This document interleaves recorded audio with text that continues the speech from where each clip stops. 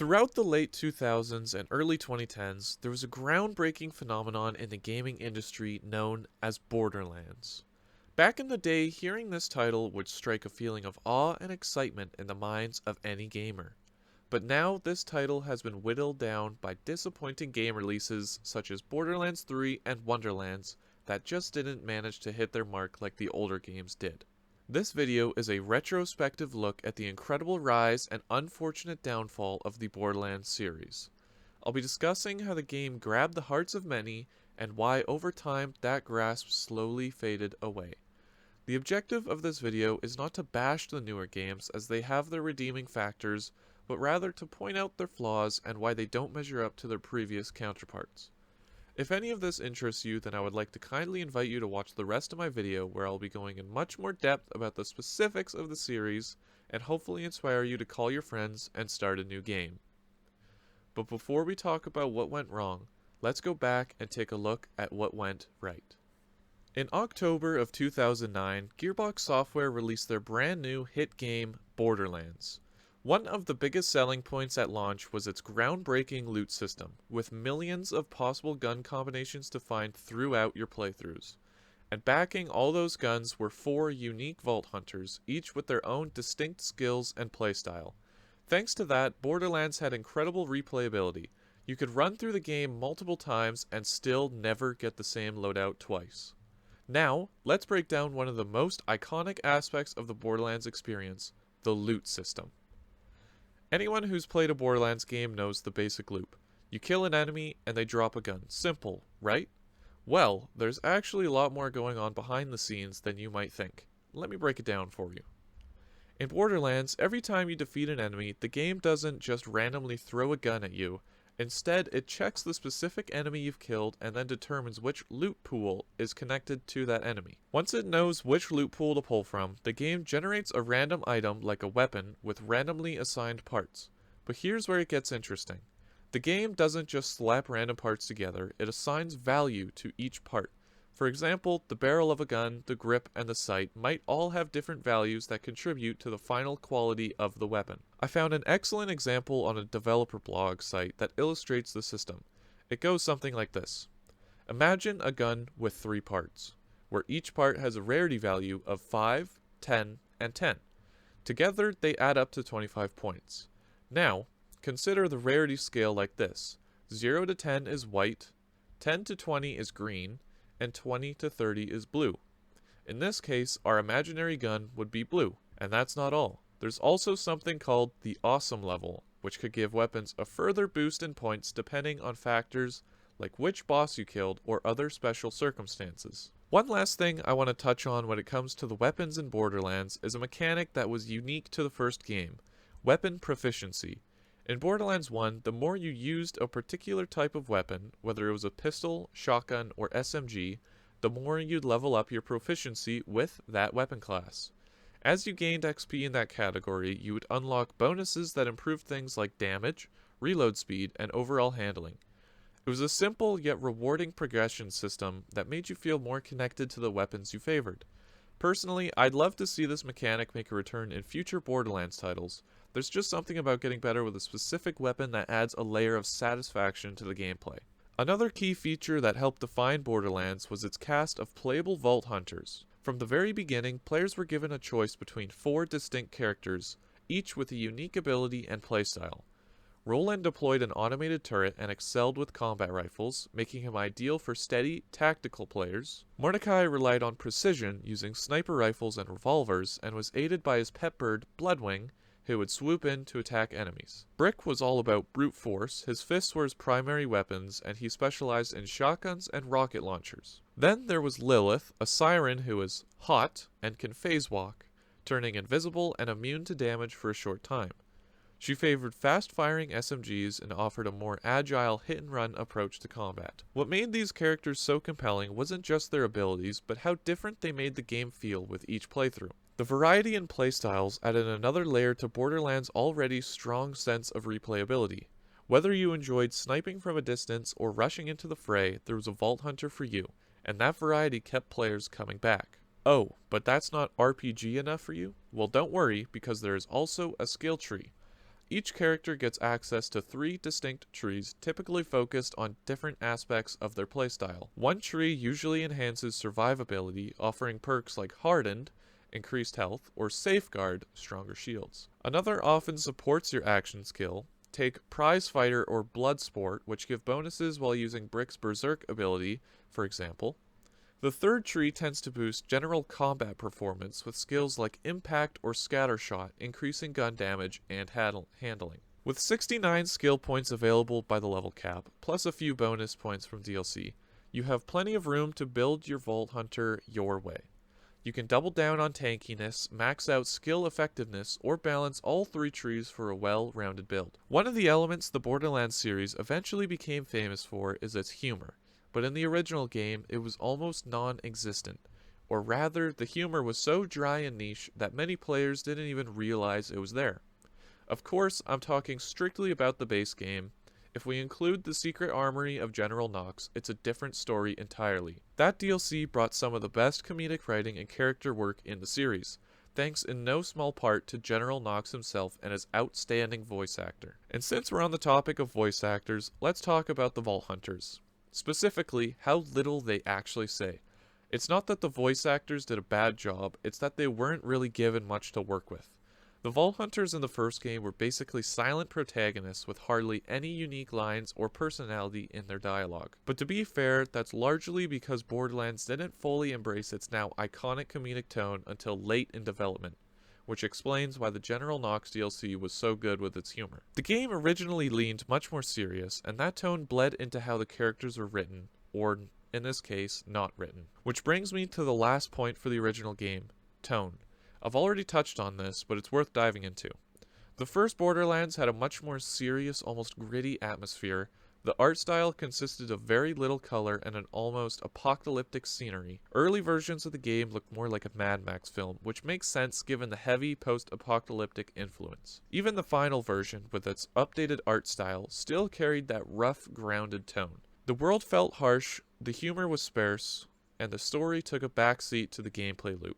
It wasn't bad, it was just very different from what Borderlands would eventually become. If I had to describe Borderlands 1 in just one word, it would be innovative. This was the game that truly introduced the looter-shooter genre to the mainstream and paved the way for titles like Destiny and The Division. Its gameplay loop was addictive, rewarding, and fresh, something that just hadn't been done at that scale before. While the story was undeniably thin, the premise itself held promise, and the tone, much more serious and grounded than what the series would later become. Might feel dull to some, but personally I appreciated its grittier, more reserved style. It gave the game a different kind of charm. So where does it land on a tier list? I'd confidently place Borderlands 1 in the A tier. It knew what it wanted to be, and it executed that vision with confidence and creativity. It wasn't perfect, but it didn't need to be. It laid the foundation for everything that came next. Despite its flaws, Borderlands 1 remains a fantastic game and an essential piece of the franchise's identity. It created a formula that the later games were meant to improve upon, or at least that's how it should have gone. Before we dive into where things started going wrong, we have to talk about the high point, the moment where everything clicked, the undeniable peak of the series, Borderlands 2.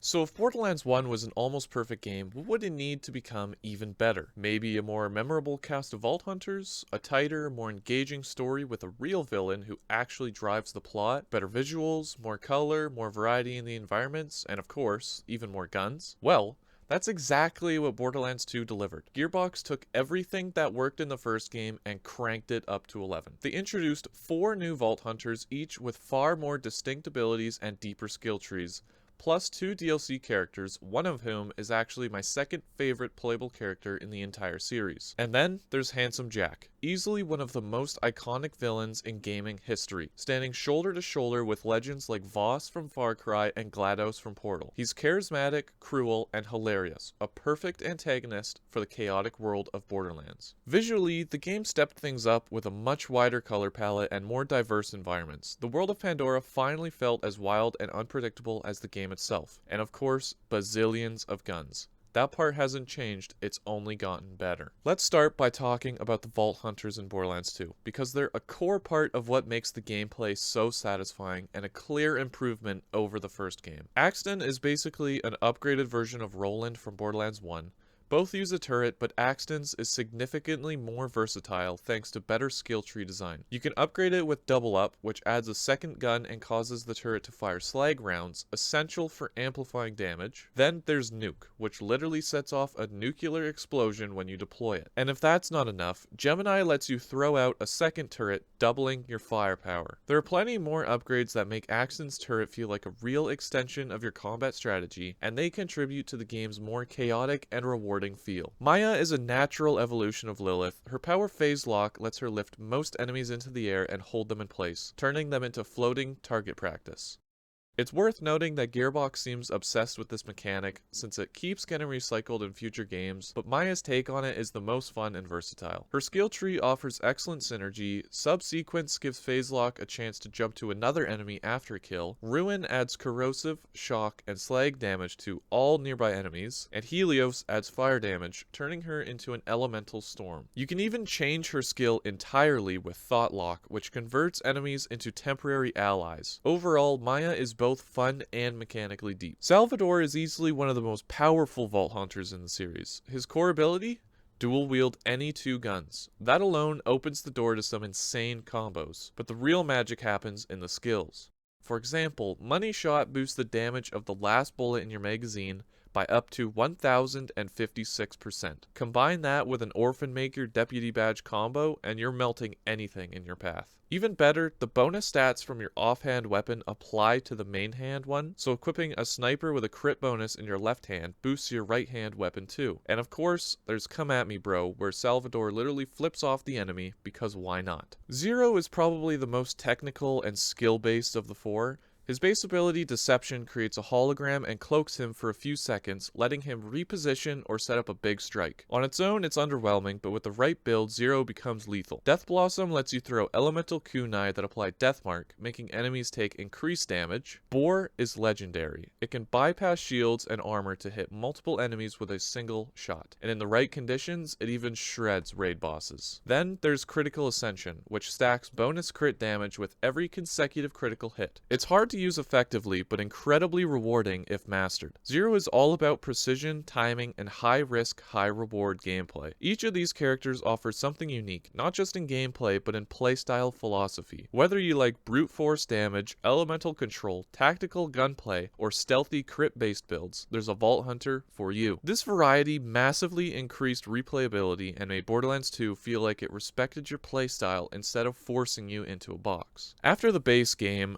Gearbox introduced two DLC Vault Hunters, each wildly different and both bringing fresh playstyles to the table. First up is Gage the Necromancer. Her action skill lets her summon Death Trap, a floating robot companion that fights by her side for up to a minute. Death Trap comes with several upgradable skills like Robot Rampage, where he spins and lashes out 9 rapid melee strikes, and Explosive Clap, which adds a powerful explosive attack. While these skills are flashy, they tend to fall off in the late game, especially when tackling high difficulty content like raid bosses. That's where Anarchy comes in, and it's both Gage's most powerful tool and her most controversial. Anarchy increases your gun damage by 1.75% per stack while decreasing your accuracy by the same amount. You can build up to 400 stacks, meaning a potential 700% damage boost, but at the cost of basically not being able to hit anything. The real challenge is how you build those stacks. You gain them by killing enemies or by emptying a magazine and reloading, but if you reload too early,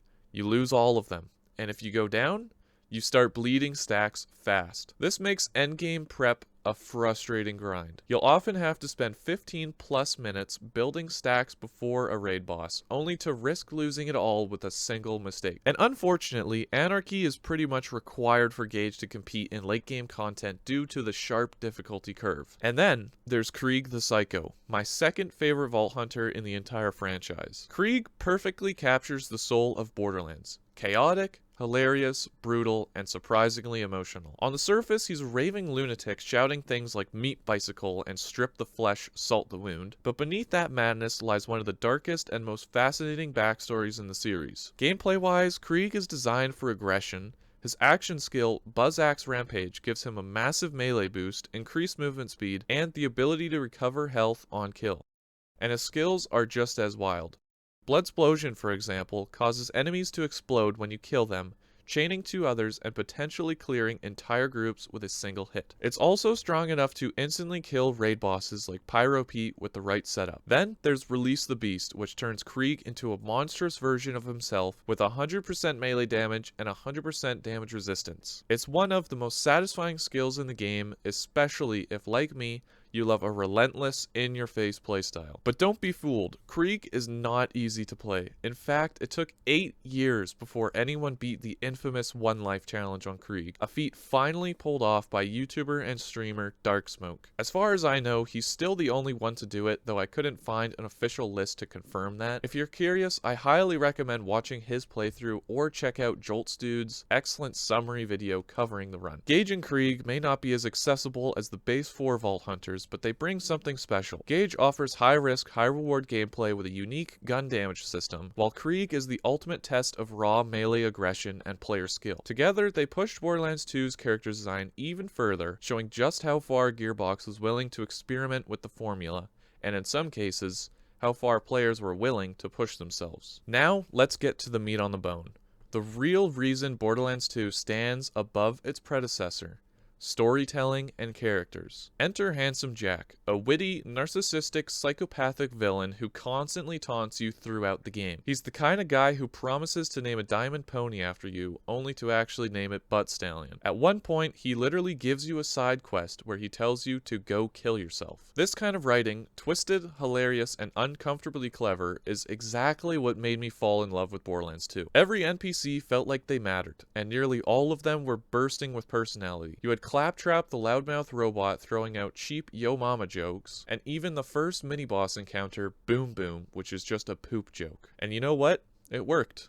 The game never took itself too seriously, but it also knew when to lean into deeper themes: betrayal, desperation, loss, and revenge. Unlike the first game, where your Vault Hunter was basically a silent husk, Borderlands 2 gave returning characters like Roland, Lilith, Brick, and Mordecai fully realized personalities. They weren't just there for fan service, they had purpose, story arcs, and emotional weight. You actually cared what happened to them. But let's get back to why Handsome Jack is peak fiction. In Borderlands 1, General Knox stood out as the best villain, not because the base game had great antagonists — Commandant Steele barely did anything before getting unceremoniously killed off — but because Knox actually mattered.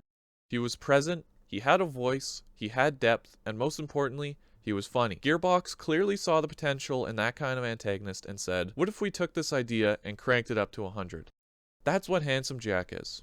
He's the evolution of Knox in every way. More integrated into the story, more entertaining, more menacing, and voiced to perfection. At the start, Jack sees you as nothing, a random Vault Hunter who won't survive 5 minutes. Then, you become a nuisance, and by the end, you're the one thing standing between him and total domination. Jack grows to hate you, and you grow to hate him, and that's what makes it work. His arc mirrors yours. He's not just some faceless villain shouting orders from a screen. He knows you. He talks to you, he mocks you, and that constant presence makes defeating him all the more satisfying. Let's be real, without Handsome Jack, there is no Borderlands. Not the one we remember anyway. We've talked about the Vault Hunters, we've talked about the characters, but now, let's get into what keeps players coming back: the gameplay. The original Borderlands promised millions of guns, so how did Borderlands 2 top that? Simple, by giving us gazillions. And they weren't just more guns, they were better guns. The loot variety in Borderlands 2 completely outclassed the first game. From ridiculous and overpowered to hilariously useless, Borderlands 2 gave us some truly unforgettable weapons. You've got the Infinity Pistol, which literally never runs out of ammo and fires in a figure 8 pattern, or the Evil Smasher, a gun with a 7% chance to be insanely overpowered after reloading, and a 93% chance to do absolutely nothing. But what really changed the game was the introduction of dedicated loot drops. Instead of relying purely on random chance, you can now farm specific enemies for a specific legendary item. Want the Norfleet? Farm Hyperius the Invincible. Need the Infinity Pistol? Go after Doc Mercy. Don't feel like farming? No problem. You still had a very slim chance of finding legendaries in random chests or from standard enemies. That simple change turned loot hunting from a frustrating grind into a satisfying gameplay loop. On top of that, Borderlands 2 brought a ton of quality of life improvements that made the entire experience smoother. You could move while in fight for your life mode. The fast travel system was cleaner and more expansive. The UI was easier to navigate.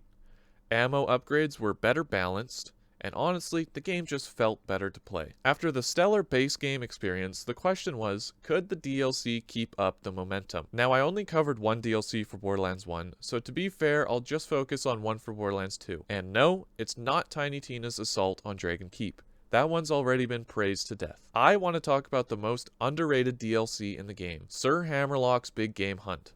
Yeah, I know what you're thinking. This guy thinks Big Game Hunt is underrated? Just hear me out. Look, I'll admit it. The story, kinda mid. The map, way too big with way too much empty space. But honestly, I think it's fun. The side quests where you hunt down unique enemies for Hammerlock, super satisfying. Each one dropped its own unique weapon, some great, some not so great, but they all felt worth doing.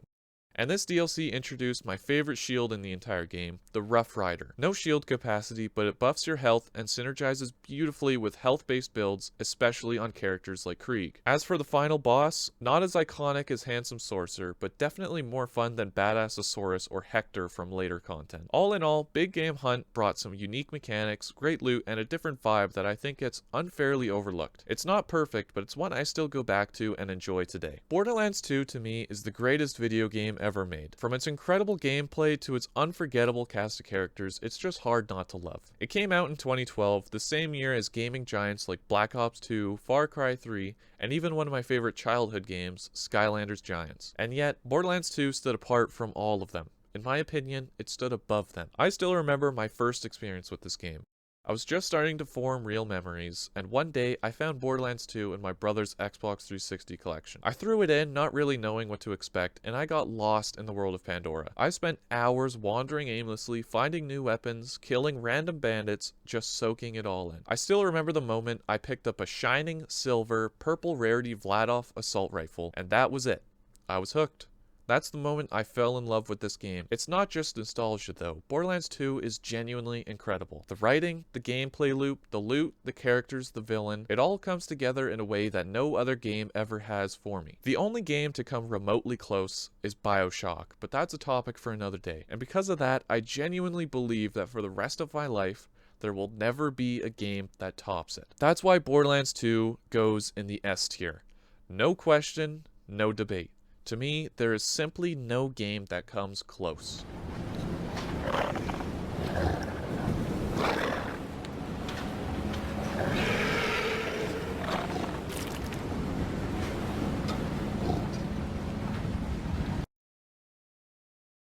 Riding off the massive success of Borderlands 2, it was only a matter of time before Gearbox released the next entry in the series. Just 2 years later, we got the game many fans had been waiting for. Borderlands the pre-sequel, or as I like to call it, Borderlands 2.5.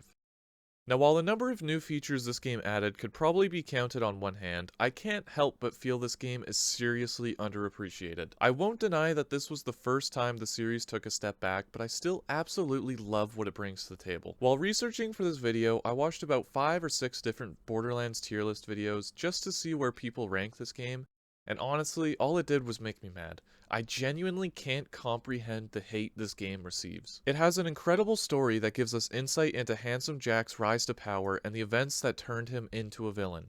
It adds important context to Borderlands 2. Gameplay-wise, it's basically more of what we loved from that game, with a few additions like laser weapons and low-gravity mechanics. Sure, the Vault Hunters are a step down compared to the cast of Borderlands 2, but they were still fun to play and added decent replayability. And let's not forget, Claptrap is now a playable character. Yes, everyone's favorite annoying robot is now a Vault Hunter, and honestly, he's the best playable character in the entire series. Now obviously, the pre-sequel isn't better than Borderlands 2, but I will say this, it's a lot better than Borderlands 1. And I genuinely believe that most people who rank this game near the bottom of their tier lists either haven't played it or played it once, got annoyed by the low gravity mechanics, and never gave it a second chance. How do I know that? Because I did the same thing. The first time I played this game, I got frustrated with the floaty jumps and traded it to a friend for some random racing game. But thankfully, a few years later, I gave it another shot, and that's when I realized just how good this game actually is. Like always, there are two sides to every coin, and when it comes to the pre-sequels Vault Hunters, there is some good and, well, definitely some bad. Let's start with the base characters. Athena, returning from the General Nox DLC in Borderlands 1, is probably the most balanced and versatile of the group. Her action skill, Kinetic Aspis, lets her raise a shield that absorbs incoming damage and then hurls it back at enemies in an explosive throw. It gets even better with skills like Prismatic Aegis, which lets the shield absorb elemental damage and deal it back, and Zeus's Rage, which creates a fiery storm upon impact. Overall, she's a solid defense-oriented character with some pretty satisfying crowd control. Then there's Nisha the Lawbringer. You might remember her from Borderlands 2, and here she plays as the ultimate gunslinger. Her action skill Showdown is basically a built-in aimbot. It locks onto enemies and boosts your gun damage, fire rate, reload speed, and projectile speed. It's fun, flashy, and very powerful. Skills like One for Each let her dual-wield pistols, kinda like Salvador, and Ruthless extends her ability duration with each skill. She's perfect for aggressive players who want non-stop gunplay. Wilhelm is the tank of the group, and while he may look a lot more human than he did in Borderlands 2, he's still got that cyborg energy. And his action skill summons two drones, Wolf, offensive, and Saint, healing support. You can spec him into becoming more robotic with skills that visibly transform his body as you level up. It's a cool idea on paper, but in practice, Wilhelm ends up feeling a bit bland, and his damage output doesn't scale well into late game content. Now I'll be honest, I'm just not a huge fan of these three characters overall. They're functional, sure, but outside of a few standout skills, they're kind of forgettable.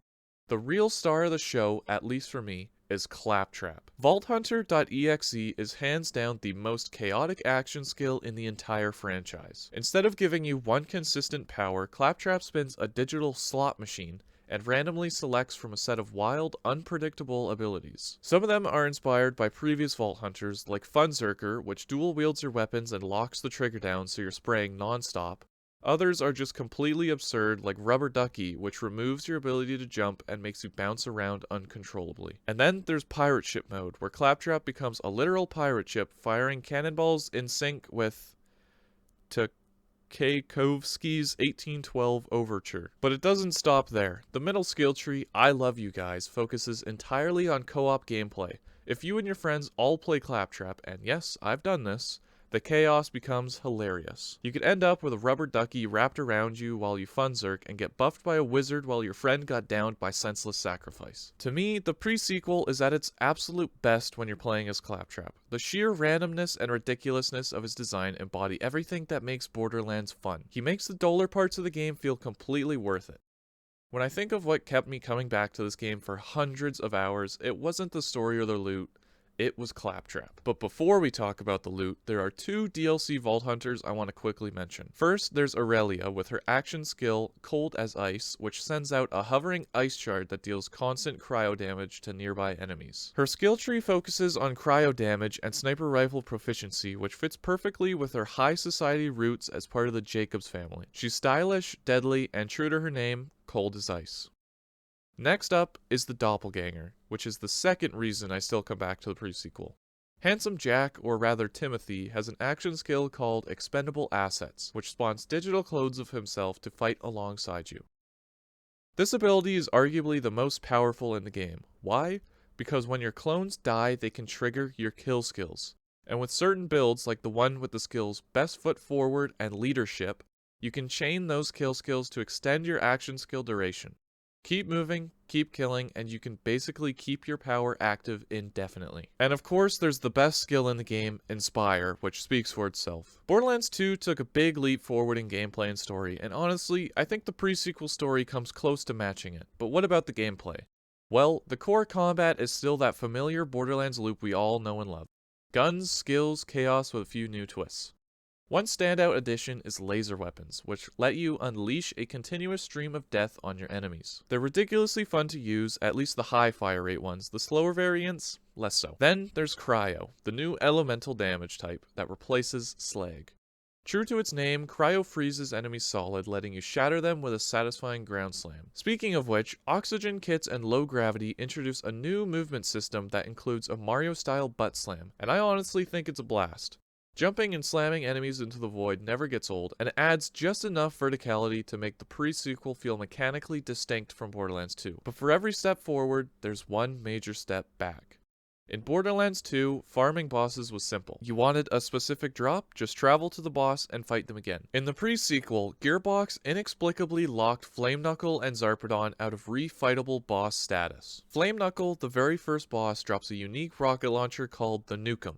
While it's technically available elsewhere, this fight was clearly meant to be its primary source, so why can't we refight him? Zarpedon's drops are at least available from the final boss, but the fact that neither of them can be farmed directly is baffling. It's just bad design. I get that they're important to the story, but there are better solutions, like stand-in enemies with identical loot pools. Borderlands 2 did this with Son of Mothrak and the Warrior, so the precedent was already there. And that's what makes the pre-sequel so frustrating. It has some of my favorite things in the entire series: Claptrap as a Vault Hunter, the Empyrean Sentinel and its raid boss form, the Boomicorn, and my favorite DLC of all time, Claptastic Voyage. But it also trips over basic design decisions that Borderlands 2 had already figured out. Like dedicated drops. It's still in the game, but it's not implemented as well as it was in Borderlands 2 due to some bosses not being replayable. What makes a game good? For me, it comes down to gameplay and difficulty. Story matters, sure, but if the gameplay is bad or the challenge isn't there, I'm out. That's why I love Dark Souls. With a mix of difficulty yet rewarding gameplay and satisfying combat, Dark Souls has been a very fun game that I frequently go back to play again and again. And something that keeps this game fresh to me is the difficulty. Because if you're not playing it 24/7 learning the hitless route, then this game will always be a tough experience. So what makes Borderlands difficult? For the pre-sequel, it's the Claptastic Voyage DLC. Before writing this script, I assumed this DLC was universally loved. But then I went online and saw a wave of criticism. Some reviews were outright baffling. One said, "The maps for this DLC are just horrible. You'll constantly get lost or die trying to get from one area to another. It's annoying and sometimes unplayable." What? Did this guy not see the minimap in the top right corner? Maybe he got stuck on the map that's literally based on MC Escher's relativity painting. Yeah, it's confusing, but that's the point. And even then, just follow the waypoint and you'll be fine. A more reasonable complaint I saw came from someone on a Steam community post who said the final boss was too difficult. And with that, I could kind of agree. The final fight in Claptastic Voyage is brutal. The first time I faced it, I spent hours slamming my head against the wall because of how much damage this thing can deal. But when I finally beat it, it felt amazing. And you're rewarded with a cutscene that ties directly into the beginning of Borderlands 2, which makes it all the more satisfying. So yeah, it's hard. Maybe even raid boss levels of hard. And I get that not everyone wants that at the end of a DLC. But as a pre-sequel fanboy, most of the criticism just flies right over my head. People are entitled to their opinions, and that's fine. Not all of us have the same experience with a game. Now that I've covered the pre-sequel, all that's left is to throw it on the tier list, and for me, it's undeniably the second best Borderlands game in the series. It's going in A tier just above Borderlands 1. But if there's one thing we can agree on, it's this. The pre-sequel was the last good mainline Borderlands game we've had in a while. Which means this video is about to get a whole lot more negative. Because now we need to talk about the game we waited 5 years for. Borderlands 3. Talk to Lilith. Time to talk to Lilith. Aboard Sanctuary On the 3. opposite end of the ship. I have a very love-hate relationship with Borderlands 3. On one hand, I genuinely enjoy the gameplay. It's fast, fluid, and probably the best the series has ever felt mechanically. But on the other hand, the story is so unbelievably bad that it completely overshadows the experience for me. Borderlands 3 improved a lot of things compared to previous titles, but for every step forward, it seems to take one step back. The gunplay is satisfying, but the guns themselves feel underwhelming, especially with the absurd number of legendaries. When everything is special, nothing is. Boss fights are flashy and often fun, but the immunity phases ruin the pacing. They feel like artificial difficulty and just drag the fight out unnecessarily. One of the best additions was the new multiplayer system where everyone gets their own loot drops. Finally, no more fighting over gear. But then you remember that crossplay didn't exist for 2 years after launch, and if you were on PlayStation, you had to wait another year after that. It feels like every good feature is paired with a frustrating drawback, and while crossplay is in the game now and it's great, it's hard to forget how long it took to get there. Before we dive deeper into the gameplay mechanics and story, I want to quickly talk about the Vault Hunters. Now, Borderlands 3 introduces 4 new ones, and while they all bring something unique to the table, I'm just going to focus on 2, Flak and Mose. Flak's my personal favorite, and Mose is arguably the strongest in the game. One of the biggest changes in Borderlands 3 is the action skill system. Instead of having just one main skill that your build revolves around, each Vault Hunter now has 3 different action skills to choose from, plus a 4th if you own the Designer's Cut DLC. This gives players way more room to experiment, and it's a huge boost to replayability. Multiple characters, each with multiple playstyles, that's a lot of ways to keep the game fresh. But despite this variety, Borderlands 3 still doesn't quite live up to its predecessors. So let's take a closer look at Flak and Mose and why that might be. Flak has 4 action skills. Rack Attack sends out a swarm of racks to dive bomb enemies. Think of it like Mordecai's Bloodwing, but less personal. Gamma Burst opens a rift that teleports your bet to enemies and deals radiation damage. Fade Away turns you invisible and guarantees critical hits, basically a new version of Zero's Deception. And Gravity Snare launches enemies into the air and interrupts their actions, and honestly, it's one of the worst action skills I've ever used in a Borderlands game. It's clunky, underpowered, and just not fun. While none of these are completely broken on their own, most of Flak's skills feel like reworks of older abilities or underdeveloped concepts. The real star of Flak's kit is the pet companion system. You can choose from a skag, a monkey with a gun, a spider ant, or even a Hyperion loader bot. There's even a skill that lets your pet revive you when you're down, which is incredibly strong and often game-saving. Mose, on the other hand, is probably the most unique Vault Hunter in the game. Her entire kit revolves around Iron Bear, a massive mech suit you can hop into and control. Unlike the other Vault Hunters, Mose doesn't swap out entirely different action skills. Instead, she changes Iron Bear's loadout. You can equip different weapons like railguns, miniguns, flamethrowers, and more, giving you a lot of ways to tailor your mech to your playstyle.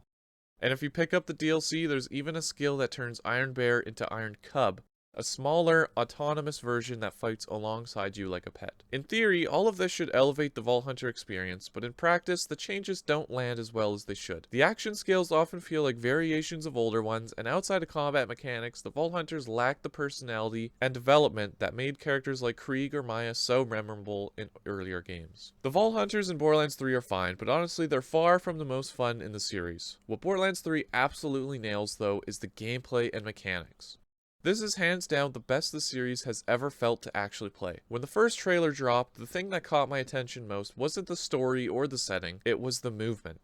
I remember watching the Vault Hunters sprint, slide, mantle, and thinking, this looks fast, this looks fun. And yeah, it is. Sliding around, especially downhill, just feels great. The movement is slick, responsive, and fast-paced, which is exactly how I like to play. Melee combat is also improved across the board. Take Nisha from pre-sequel. Her melee was awful, but Flak's melee, it actually feels satisfying. And then there's the gunplay. It's incredible. Every gun feels tighter, punchier, and more satisfying than ever before. Reload animations, sound design, recoil, all of it feels finely tuned. I used to hate dull weapons in Borderlands 2, with a few exceptions.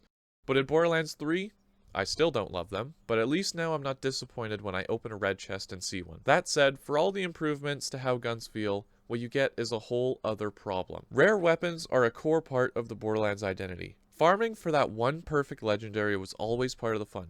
In Borderlands 2, there were 39 legendary guns across the base game and DLC. They were rare, and that rarity made each drop feel special. So how many legendary guns does Borderlands 3 have? Is it A, 211, B, 48, C, 187, or D, 246? If you guessed D, you're right.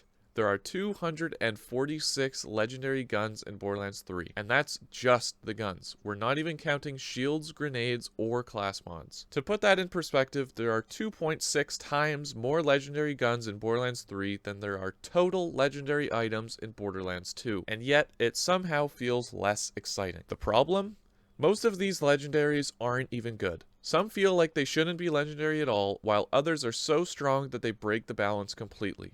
You're practically guaranteed to get 10 or more legendary drops in a single playthrough without farming. Legendary drops used to feel like events. Now it's more like, cool, 3 legendaries dropped, let's hope one of them is better than the 4 I'm already holding. And it's a shame, because some of the legendary guns are genuinely awesome. The Hellwalker shotgun, for example, is a love letter to Doom, complete with a crunchy guitar riff every time you pull the trigger. Or the Lob, which was broken in all the best ways before it got patched. But when every boss is handing you legendaries like candy, there's no incentive to farm. The excitement's gone. There's even a gun that shoots more guns, which is a funny joke, but it kind of says it all. When everything is legendary, nothing really is. And that, more than anything, hurts the long-term replayability. The gameplay loop is satisfying, but the loot grind, the heart of Borderlands, just isn't. When you're playing through a level in any game, it's almost a given that a boss fight is waiting for you at the end. And Borderlands 3 delivers on that. There are some genuinely cool boss fights here. My favorite, the Agonizer 9000. It's a big, ridiculous death machine with an unexpected cameo from Penn and Teller, and the fight itself is actually pretty engaging. You have to dodge environmental hazards while dealing damage, which keeps things interesting. Troy is another one I enjoyed. His fight has solid pacing and some cool mechanics, and Mouthpiece, he might go down like a chump, but that design is awesome. The giant speakers blasting synchronized music, that's pretty cool. Unfortunately, that's kind of where the praise ends, because Borderlands 3 has one major boss fight problem, and it drives me insane. Immunity phases. Have you ever been in the middle of a boss fight and thought, you know what this needs? A sudden forced pause where I can't do anything but stand there and wait. No? Yeah, me neither. But Borderlands 3 is full of this nonsense. You're just getting into a rhythm, dealing damage, dodging attacks, and boom, the boss becomes completely immune. Not staggered, not invulnerable for a second, just untouchable so they can move to a different spot or yell about their backstory or something. It kills the flow of combat. It's like hitting a red light in the middle of a drag race. Other games handle this better. When they want you to step away or reposition, they'll give bosses a temporary damage reduction during a big AoE attack, or they'll unleash a mechanic that incentivizes you to move, or risk punishment. You're still in the fight, you're reacting, adapting, playing. But immunity phases, they're just lazy design. It's the game saying, hey, stop having fun for a second. It turns potentially amazing fights into start-stop messes. And that's a shame, because Borderlands 3 clearly has the creativity to design fun bosses. It just gets in its own way. Co-op has always been the best way to play Borderlands. Running through the story, clearing out bandit camps, and taking on bosses with a buddy is just more fun. You get random funny moments, chaotic fights, or impromptu duels because your friend claims he's definitely better than you. But one issue every Borderlands game had, until now, was loot sharing. In the past, whoever clicked fastest got the good stuff. You could solo a boss and someone else would swoop in and grab the legendary like a seagull stealing fries. Borderlands 3 finally fixed that. With the new cooperation mode, everyone gets their own drops in multiplayer. So if a boss drops your friend's favorite gun and you get it but he doesn't, tough luck for him. You get to use it, flaunt it, and probably never stop hearing him complain about it. Honestly, I usually don't play games with other people unless it's Rainbow Six Siege, but nearly every time I play Borderlands 3, it's because I want to play with friends. That said, I'm still pretty salty it took 3 years to get full crossplay. It's great that it's in the game now, but man, it shouldn't have taken that long. I've been putting it off for a while now, but it's finally time to talk about the Calypso twins. What makes a villain good? And no, I don't mean a good person, I mean compelling. They need motivation, personality, and presence. Why are they doing what they're doing? Are they witty or despicable? Do they actually matter in the story? Take Frank Fontaine for BioShock. From start to finish, he's in your ear guiding you, only to turn around and flip your entire world upside down. His presence is constant, his twist is unforgettable, and he matters to the story in every single way. Now, let's look at Tyreen and Troy. They are easily the most annoying villains I've ever had to sit through in any game. They talk like cringy Twitch streamers, and their entire goal seems to be getting clout. Their dynamic isn't compelling, it's grating. They bicker constantly, and not in a charming sibling rivalry way, more like you'd mute both of them in a group call way. Their first major appearance is a disaster. They steal Lilith's power in a scene that's supposed to be shocking, but it's so poorly directed that it's laughable. Lilith, supposedly the most powerful siren, doesn't even attempt to escape or fight back. It just happens. Then Maya dies, and the game barely reacts. No emotional fallout, no grief, no weight. Just another plot point to rush past so we can get back to the Calypso twins yelling into their space GoPros. And that's the real problem. Nothing in the story feels earned. The villains are loud, but hollow. The deaths are sudden, but meaningless. And the emotional core is just gone. After Handsome Jack, this was the follow-up? Borderlands 3 didn't need to one-up Jack, it just needed to try. Instead, it gave us memes with god powers. To sum up Borderlands 3, the gameplay is fantastic, and I still enjoy playing it from time to time, but I just can't get past the unbelievably annoying Calypso twins. And that's the biggest problem. A great villain can elevate a game, but a bad one can drag everything down. So for those reasons, I'm placing Borderlands 3 in B tier. While the gunplay and movement are a blast, I'd honestly rather replay Borderlands 1 or pretty much any of the others. And with that, we've arrived at the final game in the series. And to be blunt, my least favorite and least played, Wonderlands. Wait, why the hell are we playing this kids game? Oh, maybe because shut the hell up, Morty! Everybody. I went into Tiny Tina's Wonderlands with very low expectations, and somehow it was still worse than I imagined. Ironically, the only part of this game I actually enjoyed was walking around the overworld like a board game character. While the core gameplay is similar to Borderlands 3, something just felt off. The guns lacked the same punch, and the new spell system didn't do much for me. I get that the D&D campaign theme called for some changes, but the switch to customizable characters over a defined set of Vault Hunters left the game feeling a little soulless. The action skills were also underwhelming, except for the one broken DLC skill that obliterates everything, which says a lot. A few side quests were enjoyable, but most of the content felt bland. What really rubbed me the wrong way, though, was the level cap. 40. That's nearly half of what other Borderlands games offered, and worse, you can hit that cap on your very first playthrough. It kills any reason to come back. And then there's the endgame. Borderlands 1 had Cromerax in the DLCs, Borderlands 2 had raid bosses and OP levels, even pre-sequel had a secret boss, and Borderlands 3 gave us takedowns and mayhem mode. Wonderlands? It has 100 chaos levels. I could not be bothered. Let's talk about the guns, because they're bad. Let me explain. The gameplay and gunplay in Wonderlands are nearly identical to Borderlands 3, but the biggest difference is how the guns look and, more importantly, how they feel. In Borderlands 3, shooting felt incredible, snappy, weighty, and satisfying. But in Wonderlands, it all feels off. Shooting arrows or spears from a gun just doesn't hit the same. The reload animations are awkward and lack the flair that made Borderlands 3's weapons so enjoyable. As for legendaries, I honestly couldn't name a single one. I've picked up a few across multiple playthroughs and none of them left an impression. Just like in Borderlands 3, most of them didn't even feel legendary, and when your core gameplay revolves around looting and shooting, having guns that feel this underwhelming makes it hard, if not impossible, for the game to be genuinely fun or worth coming back to. However, to give credit where credit is due, Wonderlands did introduce a new melee system that's genuinely better than anything in previous Borderlands games. Instead of a single default melee tied to your Vault Hunter, you can now equip different melee weapons like swords, maces, or even goofy options like a pirate's peg leg. Each has its own stats and effects, and while it doesn't fully carry the combat, it's a step in the right direction. I actually hope this system makes a return in future installments because it adds a layer of variety and build potential that the older games were missing. That was one thing Wonderlands did badly, and one thing it did well. Now let's talk about something a little more divisive. Character customization. On one hand, it gives players more control over who they're playing, which fits the whole D&D theme. On the other hand, it takes away one of the series' most iconic features, being part of a squad of unique, lovable Vault Hunters. Personally, I prefer having a cast of preset characters with their own personalities, banter, and flair. Custom characters just don't hit the same for me. Now the action skills. Yeah, I don't like any of them. That's pretty much it. They all feel bland or underpowered, and none of them are actually fun to use. The only one I found remotely enjoyable is part of the DLC, the Blightcaller class, which kind of annoys me.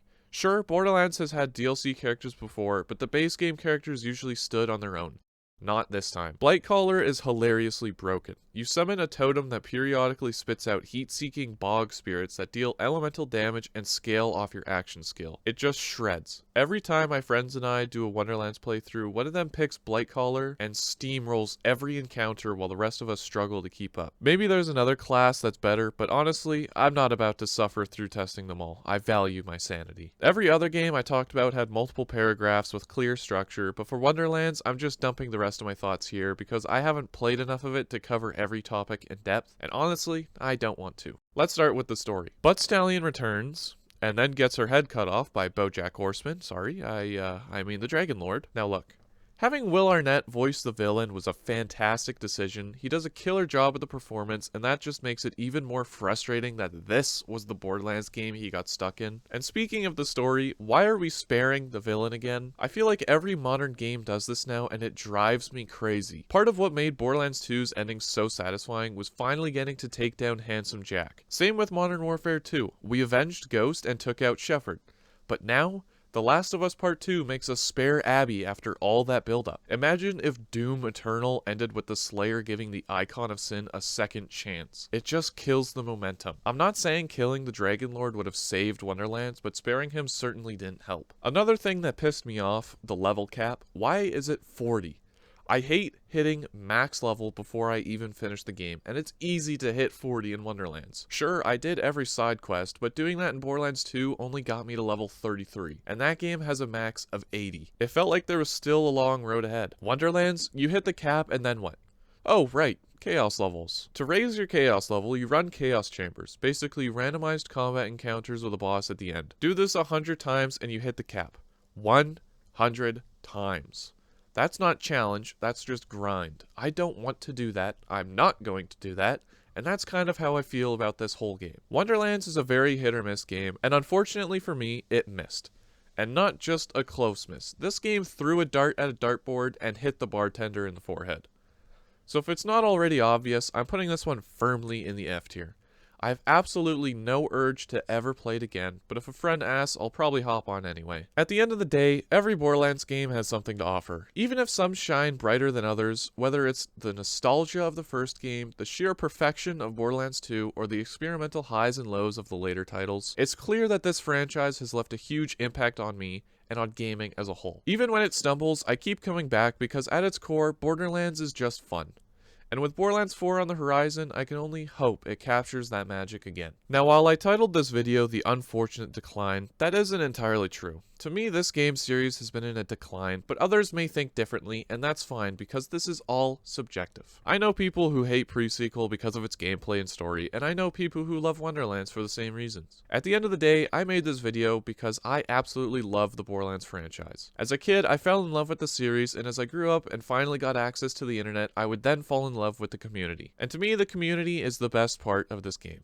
Joltzdude, Mr. TX01, Lil Gasmask, and many, many others all contribute to keeping these games relevant. And honestly, sometimes I get burnt out from playing these games, but every time I go onto YouTube and see a new video featuring a challenge run or a speed run, I become invested in the game again.